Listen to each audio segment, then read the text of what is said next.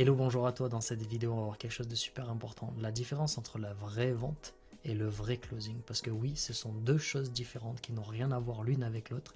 Et depuis 2, 3, 4 ans, il y a beaucoup de personnes qui ont été formées, mal formées et qui n'arrivent pas à voir cette différence et qui ne comprennent pas pourquoi ça ne fonctionne pas. Et à la fin de cette vidéo, tu vas tout comprendre. Donc je t'invite à aller jusqu'au bout. Je vais faire, pour essayer de m'expliquer le mieux possible, deux exemples. Premier exemple, tu es nouveau ou nouvelle dans une ville, tu as des enfants et ton délire à toi c'est de prendre les petits déjeuners avec tes enfants le dimanche matin ou le samedi matin, pain au chocolat, croissant, pain avec du beurre dans du chocolat chaud, etc. etc.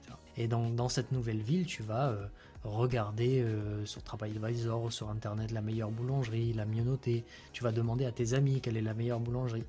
Ton ami va te dire ah vas-y, celle-là elle est magnifique, elle est trop bonne par rapport à ce que tu as besoin, c'est trop bien, etc. Donc il va te recommander ça. Toi tu vas regarder sur YouTube, il y a des personnes qui vont faire des pubs, qui vont des pubs sur les enfants par exemple, qui vont te dire entre le désir que vous avez de voir vos enfants prendre le meilleur petit déjeuner au monde et de voir leur sourire, de sentir le pain grillé, etc. Entre ce désir là et nous, il n'y a que 500 mètres, tu vois, ils vont faire des pubs comme ça, etc.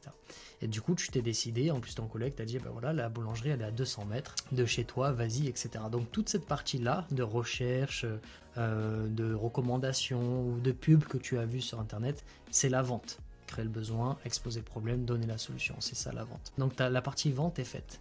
Maintenant, tu arrives à la boulangerie, tu as le boulanger ou la boulangère qui est sur place. Et maintenant, deux cas de figure. Premier, je vais te faire le closing que on apprend à faire aujourd'hui sur le 3/4 du marché francophone et te montrer pourquoi c'est pas cohérent. Et dans un deuxième temps, je vais te faire du vrai closing. Le premier cas, c'est on va creuser la douleur et on va poser des questions à la con. Donc la boulanger ou la boulangère, toi tu es là, tu veux ta baguette, tu regardes un peu et tout, et tu dis bah, écoutez, voilà, je veux cette baguette. Et là, le boulanger, il va commencer à te dire de 0 à 10, à combien tu veux vraiment cette baguette? Et là, ils vont creuser la douleur. Donc, ils vont déterminer ta situation actuelle. En gros, pourquoi tu veux cette baguette? C'est pour faire manger tes enfants, etc. Ok, maintenant, ils vont aller plus loin.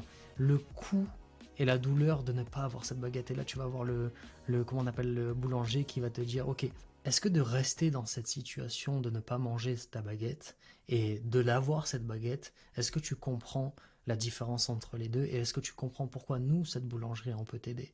Et après, ils vont aller encore plus profond. Ils vont te dire, imagine si tes enfants, tu rentres chez toi et ils vont pleurer parce que tu vas pas leur ramener cette baguette. Donc là, c'est le closing qu'on t'apprend à faire, qu'on soit bien d'accord. Le closing où on t'apprend à creuser les douleurs et poser des questions à la con alors que la vente était déjà faite. Si tu regardes toutes ces questions où tu creuses la douleur dans une pub YouTube, dans un post Insta, dans un email, dans un truc, c'est magnifique. Tu es un boulanger, tu écris un email en disant imaginez-vous la douleur que vous pouvez avoir si vous n'avez pas ramené la baguette à la maison. Imaginez-vous la douleur que vous allez avoir en voyant vos enfants ne pas être heureux, etc. Je dis des conneries, mais c'est ce qu'on vous dit de faire dans un script de vente et de closing.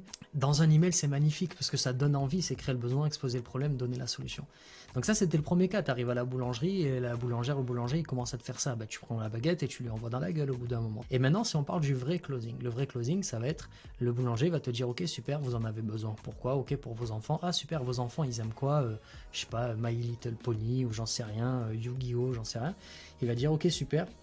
Est-ce qu'ils sont allergiques au closing, n'importe quoi? Est-ce qu'ils sont allergiques aux glucides, nanani? Et il va te dire, ok, ben, la meilleure baguette par rapport à vos besoins, ce qu'on a chez nous, c'est ça. Et ça, c'est du closing. Il n'y a pas de vente parce que la vente est déjà faite. Est-ce que vous comprenez la différence? Il y a la vente et closing, sauf qu'on vous apprend sur le closing à refaire de la vente. D'ailleurs, ça sera une autre vidéo où pourquoi d'après vous, vous avez toujours les mêmes objections. J'ai pas le temps, je vais parler à mon chien, à ma grand-mère ou à ma femme, j'ai pas les finances, parce qu'en fait, les objections, c'est vous qui les emmenez. On fera une prochaine vidéo où je vous dirai, ben, c'est pas normal d'avoir des objections sur un appel de closing. Je vous donne le deuxième exemple. Le deuxième exemple, c'est vous avez une villa au bord de la mer, vous avez passé 10 ans à créer cette villa, vous ouvrez les fenêtres, il y a le vent, ça sent la mer, c'est trop bon, c'est l'endroit préféré pour vous et vous avez vraiment mis du cœur et beaucoup de choses dans ce truc là. Donc là, vous allez passer en mode vente. La mode vente, c'est vous allez faire une vidéo sur YouTube en montrant les pièces, la cuisine, la salle de bain, etc. Sur le journal, vous allez prendre un encart pour payer, pour dire que c'est en location. Sur le bon coin, vous allez mettre des photos, des machins et tout. Et vous allez faire un petit texte en disant cette magnifique villa sera le meilleur endroit pour vos enfants et votre famille pour cet été. Nous avons aussi un autre truc, on va dire pourquoi pas à la montagne, etc. Et tu vas vendre ton truc. Et là, donc c'est la partie vente. Maintenant, partie closing, donc tu as deux personnes qui vont t'appeler, qui vont venir visiter. On passe au closing numéro 1, ce qu'on vous apprend à faire en creusant les douleurs, etc. Et closing numéro 2. Closing numéro 1, imagine, tu as le propriétaire qui commence à te dire, alors oui, quelle est votre situation actuelle, etc. Pourquoi vous voulez cette maison? Truc normal, on va dire. Ok, est-ce que vous savez attends, c'est quoi? J'ai pris des notes pour... c'est quoi? Ah oui. Et imagine le propriétaire, là, il commence à dire, est-ce que vous savez que le coût de votre situation, si vous n'avez pas cette maison, qu'est-ce qui va se passer dans votre vie? Est-ce que vous comprenez ce truc-là? Et il va creuser la douleur de 0 à 10, à combien vous voulez vraiment avoir cette maison? Alors que, normalement, un closing, ce n'est pas à toi qui a créé la maison ou toi qui a créé ce programme de te vendre, c'est à la personne de se vendre à toi. Et maintenant, tu as le vrai closing qui est dans une location de maison, c'est que la personne va te donner ses quittances de loyer, tu vas demander les numéros des propriétaires pour savoir s'il a bien payé, les trucs des impôts, etc. Et dans un closing, c'est la même chose. Tu dois vérifier seulement 3 trucs, si tu as le bon produit pour cette personne, si tu as vraiment envie de travailler avec lui, et si cette personne, dans les moments les plus compliqués, va faire ce qu'il faut. Et c'est exactement ça le closing. Tu vas pas commencer à vendre et à poser des questions à la con sur la douleur. Pourquoi quand on loue une maison, on fait en sorte que ça soit le locataire qui se vende et qui nous donne confiance et parce qu'on va lui donner notre bien, un truc qu'on a mis du temps, quelque chose qui nous fait rapporter de l'argent, quelque chose qui nous a pris du cœur, et on va choisir les meilleures personnes pour qu'ils rentrent dans cette villa au bord de la mer. Parce qu'en fait, on vous a appris à vendre et pas à closer. Parce que les scripts à la con que vous posez encore, vous allez un peu trop loin sur creuser la douleur, sur des emails, sur des posts Facebook, sur des vidéos YouTube, c'est extraordinaire. Faites une vidéo YouTube en disant, est-ce que vous comprenez le coût que ça a de ne pas avoir une meilleure relation de couple, de rester dans cette situation, d'avoir une relation de couple instable et d'avoir la situation que vous voulez, d'avoir la meilleure relation de couple de votre vie.